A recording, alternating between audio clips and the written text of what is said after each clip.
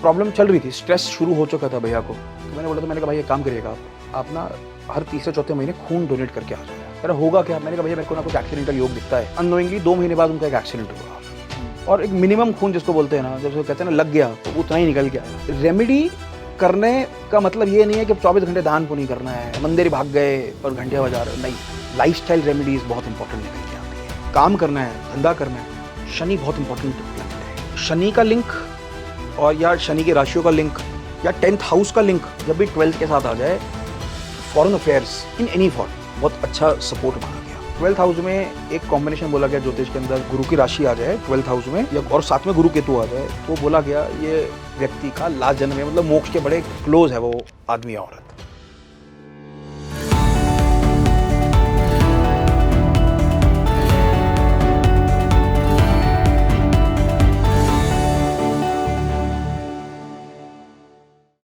नमस्कार इंडिया, आप देख रहे हैं स्पीकिंग ट्री। मैं हूं आपके साथ इला गोस्वामी। और देखिए, लास्ट पॉडकास्ट में हमने बात की थी 1 से लेकर 6 तक की राशियों में, यानी कि हमने वर्गो तक, कन्या तक बात कर ली थी। अब हम आगे की 6 राशियों पे बात करेंगे और मेरे साथ बहुत स्पेशल गेस्ट जुड़ रहे हैं। अक्षत कपूर जी, बहुत बहुत स्वागत है। अक्षत, नमस्कार मैम। एक बार फिर से थैंक यू। अक्षत, हमने लास्ट पॉडकास्ट में 6 राशियों तक की कंप्लीट कर ली थी बात। आज हम 7वीं राशि तुला राशि, लिब्रा से शुरू करेंगे। तो बैलेंस्ड राशि सबसे ज्यादा बैलेंस बना के रखती है, कहीं पर भी बैठती है, उसको बैलेंसिंग की बहुत आदत है। अच्छा। हाँ, मेष लगना, तुला सप्तम में बैठता है, सीधा सीधा हिसाब है।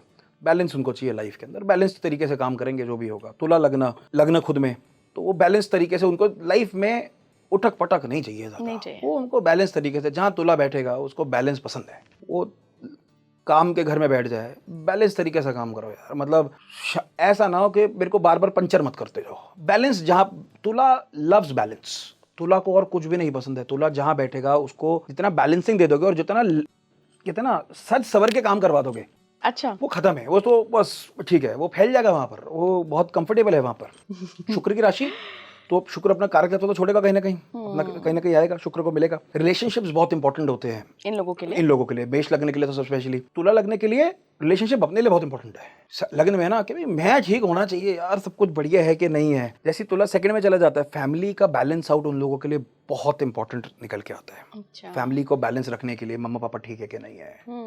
हम जब से कन्या की लास्ट बात कर रहे थे, तो मैंने कहा हर राशि का अलग कारक तत्व है, 12 सीक्रेट अटेंडेंट्स को साथ में ले, उनको बैलेंस आउट करना बहुत सही है कि सब कुछ ठीक होना चाहिए। माता पिता के साथ, फैमिली में, भाई बहन सबके साथ, ताया चाचा मामा फूफा सबके साथ। सेकंड हाउस ठीक ठाक, फैमिली के साथ ठीक ठाक बैठे रहे हमेशा। थर्ड में चले जाए, मेरे भाई बहन, छोटे भाई बहन जो हैं, उनके साथ पर्सपेक्टिव होगा, तेरे को क्या चाहिए, ये चाहिए, चल ले ले, कोई प्रॉब्लम नहीं है। ये कौन से हाउस में?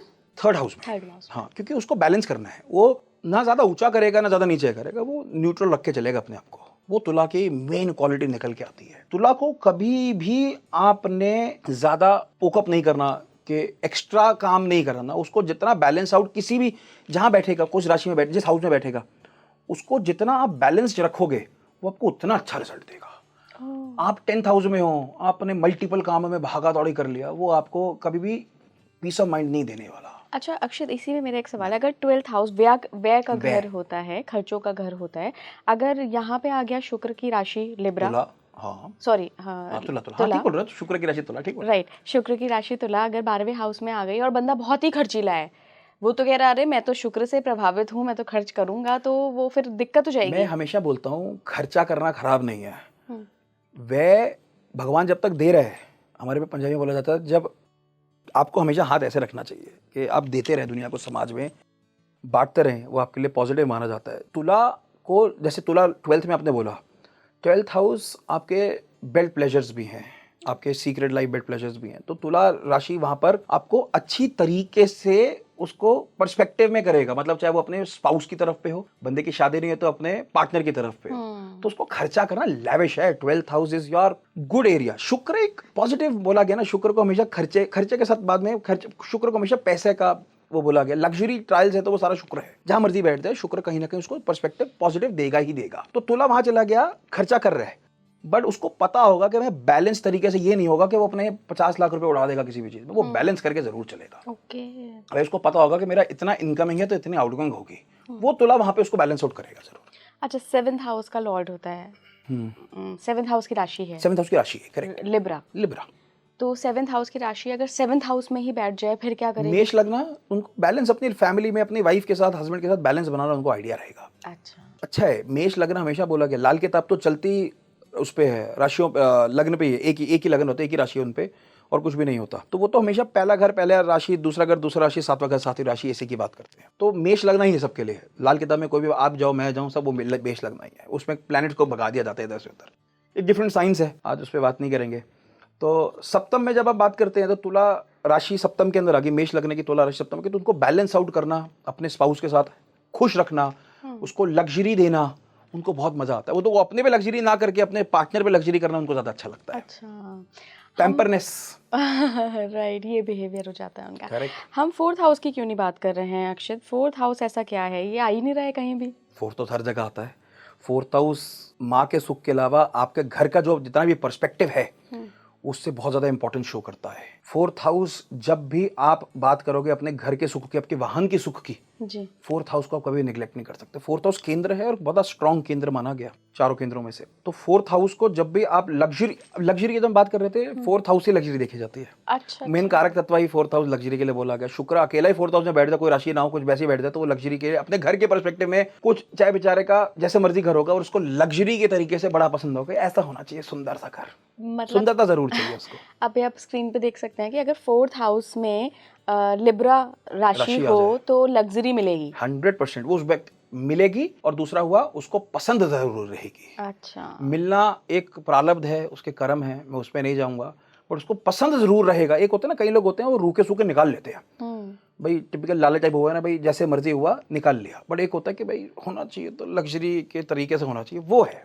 ओके, मतलब छोटा घर बनवाएंगे लेकिन बनवाएंगे सारा सुंदर। बिल्कुल बढ़िया सुंदर। देहरादून में एक मैं देखता हूँ, एक बड़ा छोटा सा लैंड पार्सल है, उस व्यक्ति ने अपना घर, जानकारी निकला मेरा, वो इतना सुंदर बना रखा है कि आप सोच भी नहीं सकते कि मतलब उसने इतने कर्क लगना, वही है तुला राशि है उसकी 4th हाउस में। उसने अपने आप को इतना स्ट्रांगली परसेप्ट कर रखा कि यार अक्षित छोटा है मगर है बहुत बढ़िया, मेरे को बड़ा मजा आता है अपने घर में, I am more than comfortable. उसने हर जगह बैलेंस आउट कर रखा है, उसने कहीं हैवी नहीं कर रखा, उसने कोई दिक्कत समस्या नहीं कर रखा, बहुत स्ट्रांगली उसने कनेक्ट करके वहां पे कर रखा। दूसरा, तुला राशि उच्च का प्लैनेट कौन सा है? शनि फिर कर्म फलदाता। बैलेंस करने के लिए तुला राशि हुई शुक्र की और उच्चता हुई शनि की, तो वो बैलेंस करेगा ही करेगा, वो एक्सट्रीम नहीं लेके जाएगा कभी भी। एंड 5th हाउस में? 5th हाउस में उस व्यक्ति को अपनी क्रिएटिविटी पे बड़ा स्ट्रांगनेस रखेगा तुला राशि 5th हाउस की तरफ पे।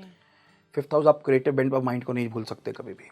और मैंने तुला राशि जितने भी जब भी पंचम में देखा, उन्होंने हमेशा अपनी क्रिएटिविटी को हमेशा आगे, चाहे प्रोफेशन नहीं लिया बट उसको हमेशा साथ में आके लेके चले, उसको आगे हमेशा पर्सपेक्टिव में लेके काम करा उन्होंने हमेशा, और अग्रेसिवली करा, चाहे उसे 1 रुपया नहीं कमाया बट उन्होंने काम बहुत अच्छे तरीके से करा, उसको क्रिएटिविटी बेंट ऑफ माइंड में बहुत स्ट्रांगली ले। और रोग ऋण वो 6th हाउस है।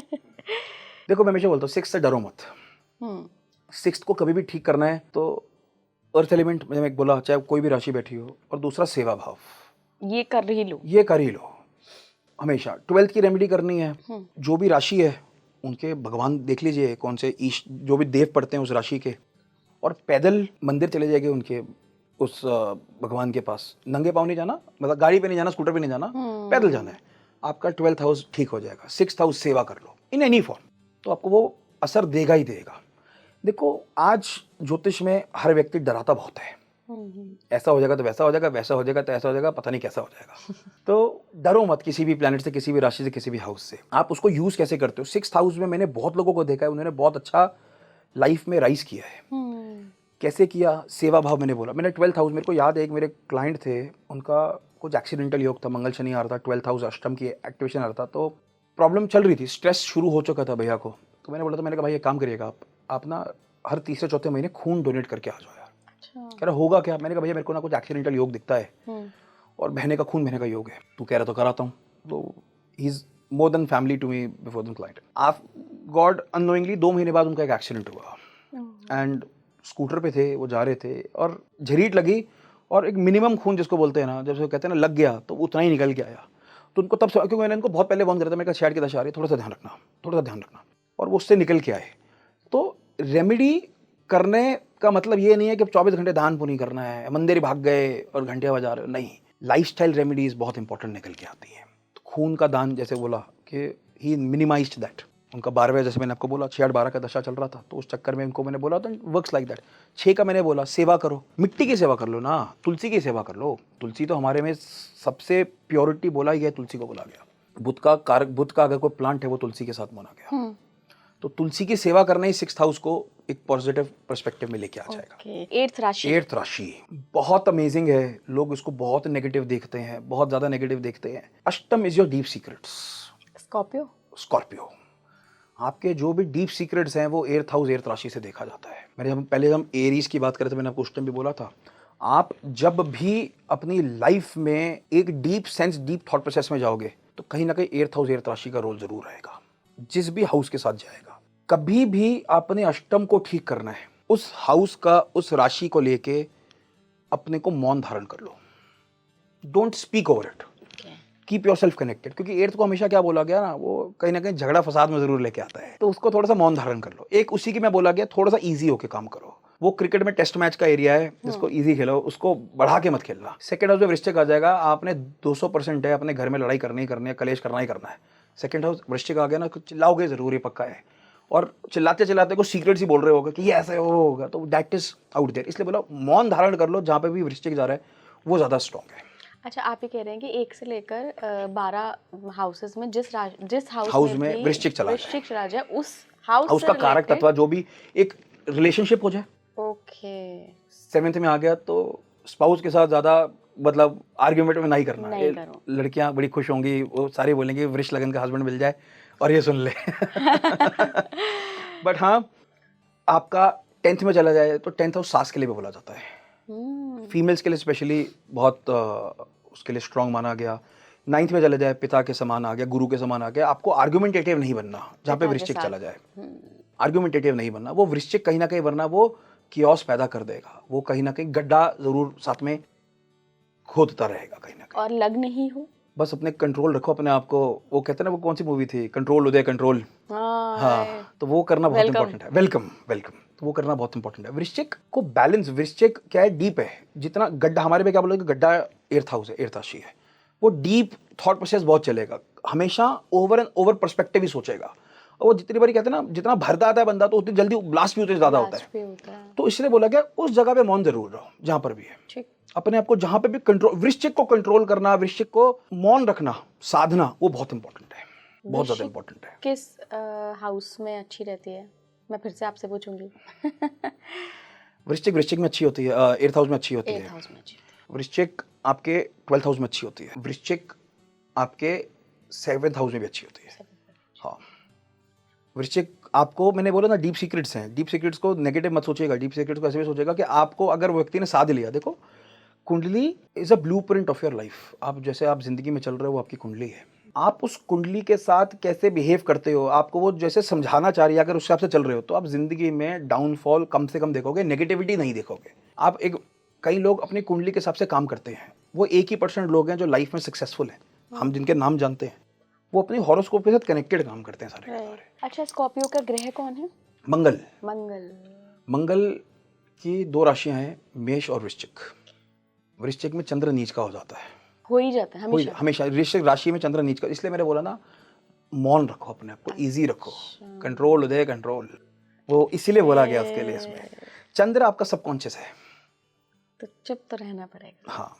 अब 9th पे आते हैं, गुरु की राशि है, बृहस्पति ओनर हैं 9th राशि के। तो धर्म की जब बात करेंगे तो 9th से बात करते हैं। धर्म राज्य जो बोला गया, बृहस्पति को बोला गया। 9th जहां पर भी जाएगा, 9th राशि जहां पर भी जाएगी, उसको एक्टिवेशन, उसकी पॉजिटिविटी, उस हाउस की पूजा, एग्जाम्पल के तौर पे मैं बात करता हूँ। एक तो प्लैनेट जो बैठ रहा है उसकी बहुत इंपॉर्टेंस, महत्वता मानी गई, और उसका कारक तत्व कुंभ लगना 9th हाउस में, 11th हाउस में 9th राशि है, 11th हाउस में 9th राशि है। वो व्यक्ति अपने स्पिरिचुअलिटी के थ्रू जितना गेन्स ले सकता है लाइफ के अंदर, धर्म के थ्रू कितना ले सकता है और कोई नहीं ले सकता। अच्छा, 11th हाउस गेन्स हुआ, 9th हाउस राशि, वो धर्म की राशि हुई, तो कंपेयरिंग बोथ ऑफ देम। ये अष्टम में चली जाए, फिर मेडिटेशन एरिया में जितना वो अपने ईस्ट का ध्यान रखेगा, ईस्ट 9th जब हम बात करते हैं उससे करेगा, उतना ही स्ट्रांग निकल के आएगा। तो हर पर्सपेक्टिव को मैंने बोला, जैसे 9th हाउस है, लग्न में है, अब धनु राशि लग्न में है, वो धर्मराज आदमी है, उससे धार्मिक तरीके से, धार्मिक प्रवृत्ति से काम करवाओ तो बड़ा खुश है वो आदमी। मिथुन लग्न, 9th हाउस चला गया, 9th राशि चलेगी 7th हाउस में, उसका स्पाउस धार्मिक बोल सकते हैं प्रवृत्ति का हो सकता है, उसके लिए अच्छा रहेगा। एक बार सारे हाउस वाइज बात करें कि अगर लग्न में है आपका ये सैजिटेरियस, धर्म परिवर्तन, धर्म राशि, आपको बोला गया कि भाई वो व्यक्ति को धर्म पूर्वक काम करना बहुत स्ट्रांगली रिकमेंडेड रहता है।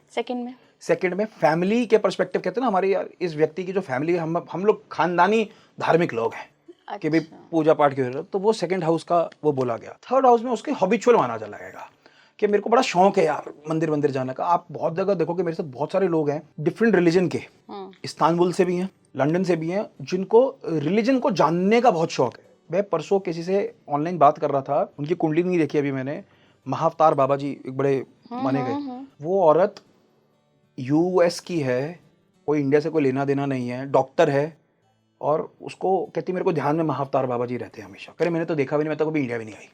वो धनु है, आपका कनेक्ट कहाँ, आपका धर्म कहाँ है, you are a spiritual person. Third house में, उनका थर्ड हाउस में, मैं वैसे जनरल बात कर रहा हूँ, धर्म की राशि जहाँ पर है वो उसमें मानेगी। 9th 4th में चला गया। घर परिवार हमेशा धार्मिक, माँ के प्रति, आपके घर के प्रति आपको धार्मिक प्रवृत्ति बहुत अच्छी लगेगी हमेशा। 9th में मैंने एक बहुत नोटिस करा, मतलब व्यूअर्स बताएं इस बात को, अगर धनु राशि आपके 4th हाउस में है, आपके घर मंदिर के पास या किसी भी रिलीजियस स्पेस बोलते हैं ना, उसके पास 9th हाउस में, 4th हाउस में धनु आ जाए या गुरु आ जाए, बुधों में, तो मंदिर आसपास बहुत अच्छी रहता है और आपको उससे फायदा जरूर मिलता है। अच्छा।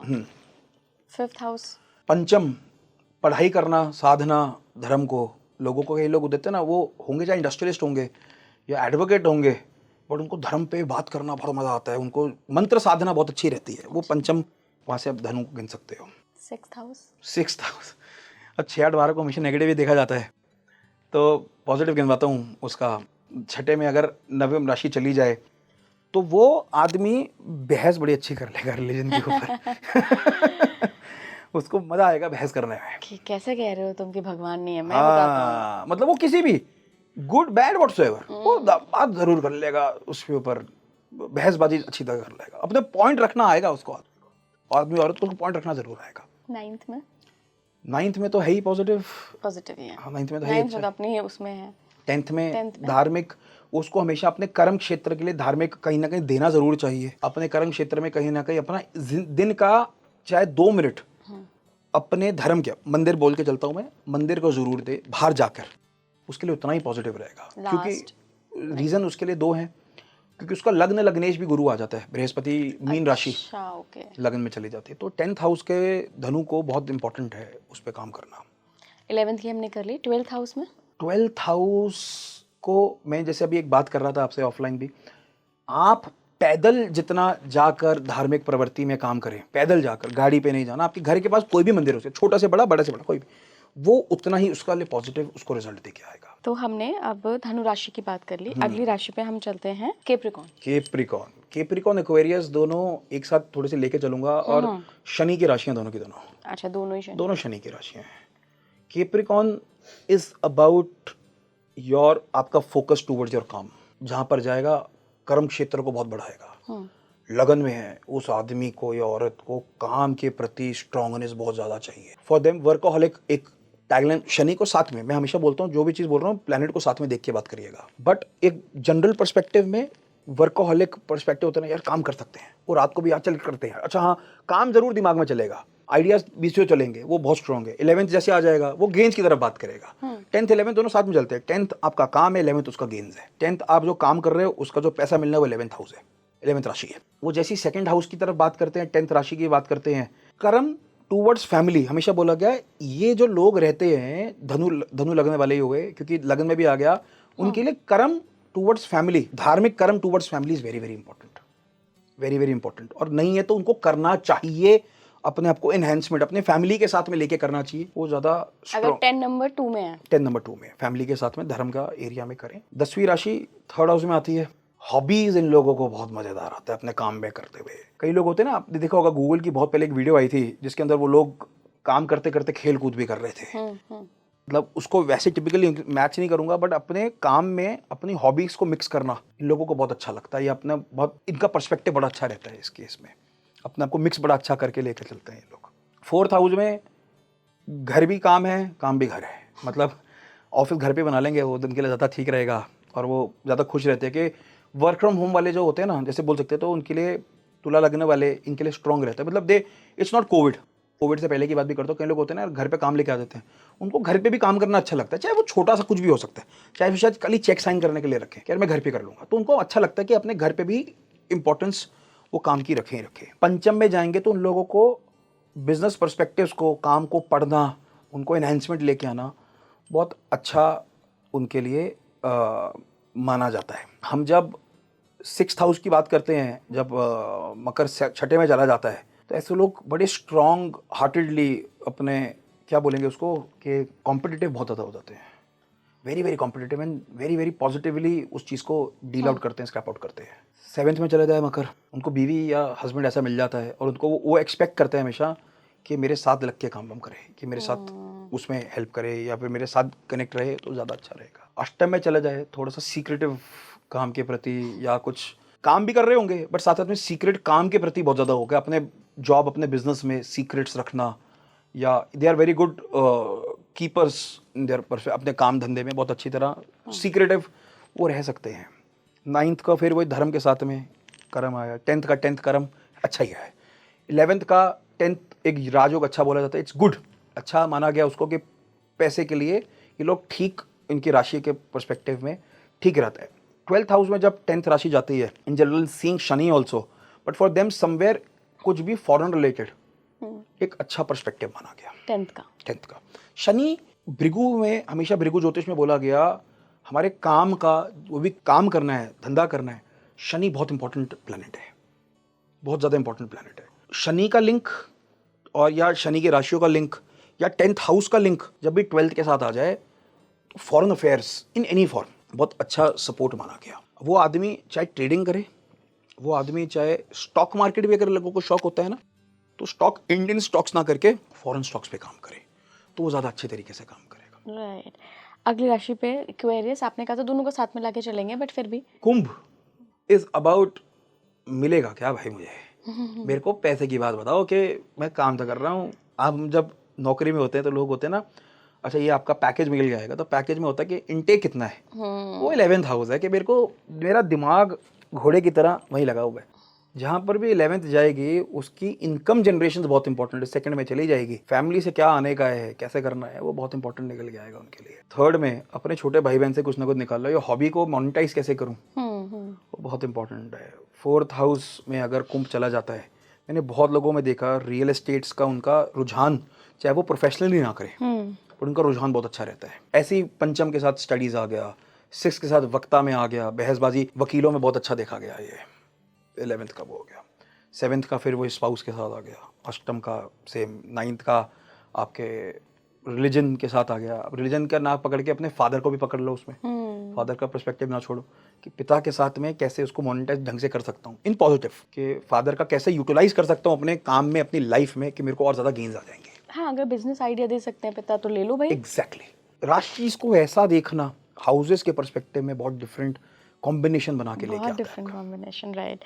आखिरी राशि पे बात कर लेते हैं, जिनकी होगी ये मीन, जहाँ भी होगा भाई, या फिर लग्नेश होगा तो इंतजार कर रहे होंगे। एक बड़ी पायस राशि बोला गया। जब हम बात करते हैं मेष से, एरी से, तो वो स्टार्टिंग एनर्जी है, मीन एंडिंग है, आपका मोक्ष मीन है। आपका 12th हाउस को मोक्ष के लिए बोला गया। आप पूरा पर्सपेक्टिव, पूरा ब्रह्मांड घूम लो, मोक्ष की बात करोगे तो मीन राशि की बात करोगे, 12th हाउस की बात करोगे हमेशा। 12th नंबर की, 12th हाउस की, हाउस की 12th हाउस में एक कॉम्बिनेशन बोला गया ज्योतिष के अंदर, अगर गुरु और केतु साथ में आ जाए और गुरु की राशि में आ जाए, गुरु की राशि आ जाए 12th हाउस में, या और साथ में गुरु केतु आ जाए, तो बोला गया ये व्यक्ति का लास्ट जन्म है, मतलब मोक्ष के बड़े क्लोज है वो आदमी या औरत, ये बोला जाता है हमेशा। 12th हाउस में जुपिटर, गुरु की राशि, ओके, पहली शर्त गुरु की राशि, धनु या मीन, और साथ में उसके अंदर गुरु और केतु साथ में आ जाए, या केतु आ जाए, तो बंदे को बड़ा स्पिरिचुअल इंक्लाइंड बना देता है। 12th house spirituality, 9th house religion, 12th house spirituality. तो जितना आप स्पिरिचुअली कभी अपने आप को देखोगे तो 12th हाउस देखोगे। 12th हाउस आपका फॉरेन अफेयर्स भी देता है, 12th हाउस आपका बेड प्लेजर्स भी देता है, 12th हाउस आपको meditative in the deep area, मतलब वो एक ओपनिंग बोलते हैं ना, थर्ड आई चक्र, वो 12th हाउस के साथ में कनेक्ट आता है सारा का सारा, that is 12th house. 12th house लगन में है, उस आदमी को कहीं ना कहीं हमेशा सेंसेस में, कहते हैं ना जिसको हेलुसिनेशन, एक रॉन्ग वर्ड है, कि कहीं ना कहीं उसको कनेक्ट जरूर रहता है कि हाँ शायद सिक्स सेंस, थोड़ा सा एक्टिवनेस इसको बोलेंगे, उसमें बहुत रहता है।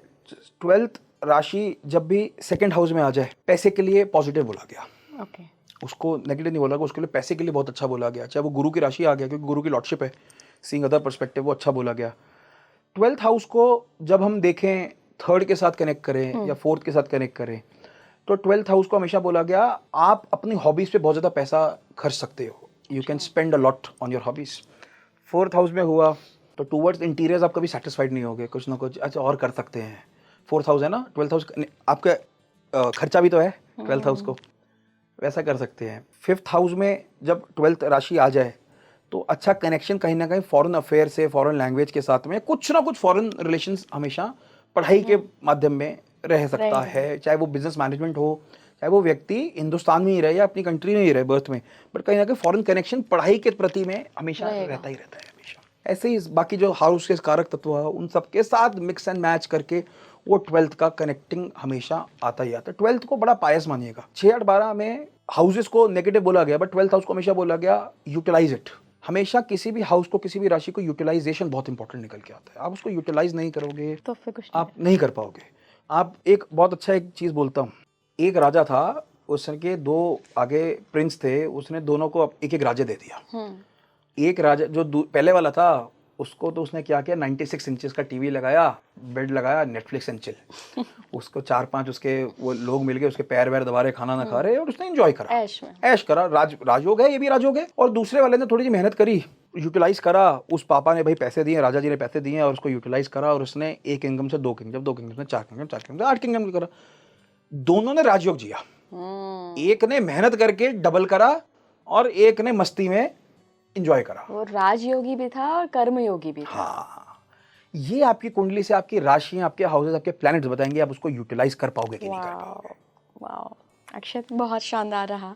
Thank you ma'am. ये भी एपिसोड एंड इससे पहले जो हमने पार्ट 1 में बात की बाकी 6 राशियों की कि वो कहाँ कहाँ प्लेस्ड हैं, तो कैसा रिजल्ट देंगी। अगर आपको वो पहला वाला पॉडकास्ट देखना है तो कमेंट बॉक्स में और डिस्क्रिप्शन दोनों जगह हम लिंक दे देंगे, आप देख सकते हैं। और अपनी कुंडली के हिसाब से अब आप थोड़ा थोड़ा जज करना तो सीख गए हैं। बिल्कुल सीख सकते हैं, बिल्कुल कर सकते हैं। और मैं हमेशा बोलता हूँ हर घर में एक व्यक्ति को अपने हिसाब से देखना जरूर आना चाहिए। बिल्कुल। एंड यहाँ मैं एक और डिस्क्लेमर भी देना चाहूँगी अक्षित कि आपने बहुत बेसिक चीज़ें बताई हैं। बिल्कुल। ऑब्वियसली कुंडली आपकी पूरी तरह से सिर्फ इन चीज़ों पर जज नहीं की जा सकती है, तो कोई भी ओपिनियन मत बनाइएगा। ये सिर्फ इंटरेस्ट जगाने के लिए है कि एस्ट्रोलॉजी आखिर कैसे काम करती है, शुरुआत कहाँ से होती है। थैंक यू सो मच अक्षित जुड़ने के लिए।